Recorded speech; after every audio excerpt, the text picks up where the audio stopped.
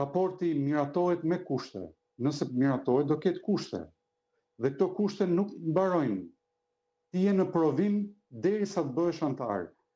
Kapitujt çështjet themelore, që është shporta e parë, janë 33 kapituj, 33 provimet i quajnë.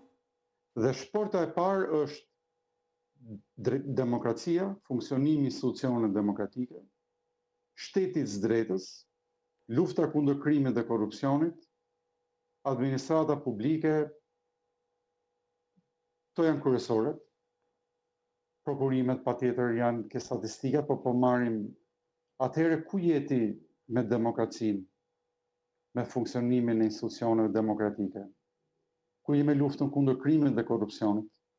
Këto kapituj nuk mbyllen derisa të ketë ngelur dhe çështja e fundit më e vogël, ka çështje pafund, po them pyjet, po them peshkimi, këto çështje nuk do mbyllen. Ne kemi probleme me kapitullin 23, apo jo?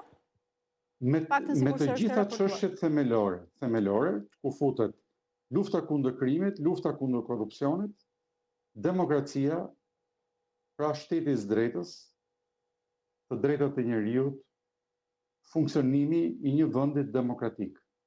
Dhe këto janë kushte të përhershme, do kesh zgjedhje vitin tjetër, si do jenë këto zgjedhje, si ato që kaluan, por nuk ke asnjë shans ti të bëhesh vend të afrohesh me BE-n. Pra, nuk është kjo një provim që ti e more duke kopjuar, po i quajnë dhe e ke marrë diplomën. Jo, nuk është kështu. Ti duhesh të transformohesh, bëhesh si një vend evropian. Në fakt, zgjedhjet të lira i bën Maqedonia dhe Kosova pa qenë vende evropiane. Në vendet evropiane nuk diskutohen zgjedhjet. Nuk ka asnjë diskutim. Kjo është një situatë absurde ku një vend i rënuar si Shqipëria është një regjim, bashkë me Serbinë jemi regjimet e fundit Ballkan, pretendon që do bëhet vend antar, po a ka gënjeshtër më të madhe se kjo? A ka tallje? Kjo është